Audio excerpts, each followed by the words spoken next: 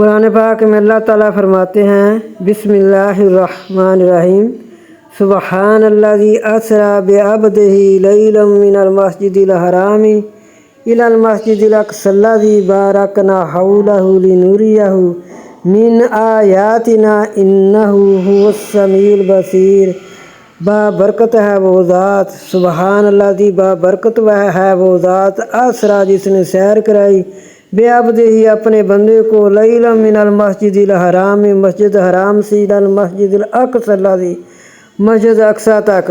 الذی بارکنا حولہ وہ جو ہم نے اس کے ارد گرد ہم نے رحمتیں کی تھی، برکتیں وہ ساری کی ساری ہم نے اپنے نبی کو دکھائیں۔ بارکنا حولہ لنریہ من آیاتنا جو بھی اس میں نشانیاں تھیں وہ ساری کی ساری ہم نے اپنے نبی کو دکھائیں۔ انہ هو السمیع البصیر، بے شک وہ سننے والا دیکھنے والا ہے۔ اللہ تعالیٰ اپنی ذات پاک کی عزت و عظمت اور اپنی پاکیزگی قدرت کو بیان فرماتا ہے کہ وہ ہر چیز پر قادر ہے، اس کی سی قدرت کسی میں نہیں، وہی عبادتوں کے لائق اور صرف وہی ساری مخلوق کی پرورش کرنے والا ہے۔ وہ اپنے بندے یعنی حضرت محمد صلی اللہ علیہ وسلم کو ایک ہی رات کے ایک حصے میں مکہ شریف کی مسجد سے بیت المقدس کی مسجد تک لے گیا، یعنی مسجد حرم پاک سے مسجد اقصی تک لے گیا، جو حضرت ابراہیم خلیل اللہ کے زمانہ سے انبیاء کرام کا مرکز رہا۔ اس لیے تمام انبیاء علیہ السلام وہیں آپ کے پاس جمع کیے گئے اور آپ نے وہیں ان کی جگہ ان سب کی امامت کی۔ اس مسجد کے ارد گرد ہم نے برکتیں دے رکھی ہیں، یہ پھل پھول کھیت اور باغات وغیرہ، اس لیے کہ ہمارا ارادہ اپنے اس محترم رسول اکرم صلی اللہ علیہ وسلم کو اپنی زبردست نشانیاں دکھانے کا تھا جو آپ نے اس رات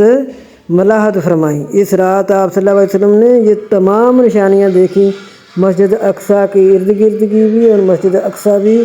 اتنی فضیلت والی ہے یہ مسجد اقصی کہ جس میں ہمارے آقا صلی اللہ علیہ وآلہ وسلم راتوں رات اس مسجد میں پہنچ کر اللہ کی نشانیاں مسجد سے بھی دیکھتے ہیں، اور اللہ تعالیٰ فرما رہے ہیں بارکنا حولہ لنریہ من آیاتنا، جو ہم نے اس کے ارد گرد ہم نے اپنی برکتیں نازل کی وہ بھی ہم سب اپنے نبی کو دکھائیں۔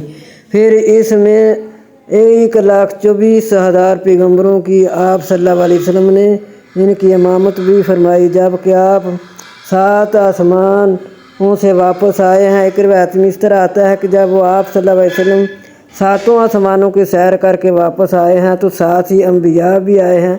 تو پھر انبیاء کی آپ صلی اللہ علیہ وسلم نے اس مسجد میں امامت کروائی ہے۔ اس مسجد میں آپ صلی اللہ علیہ وآلہ وسلم نے امامت کروائی ہے۔ یہ پہلے بھی اللہ تعالیٰ نے اس کو کہا کہ یہ برکتوں والی، تو نبی صلی اللہ علیہ وآلہ وسلم کے جانے کے بعد تو اس کی اور اہمیت بڑھ گئی اور فضیلت بڑھ گئی۔ پہلے بھی انبیاء آتے رہے، فضیلت ہی فضیلت تھی، اب نبی صلی اللہ علیہ وسلم نے وہاں امامت کرائی، جو امام الانبیاء ہیں، سید المرسلین ہیں، انہوں نے اس مسجد میں امامت کروائی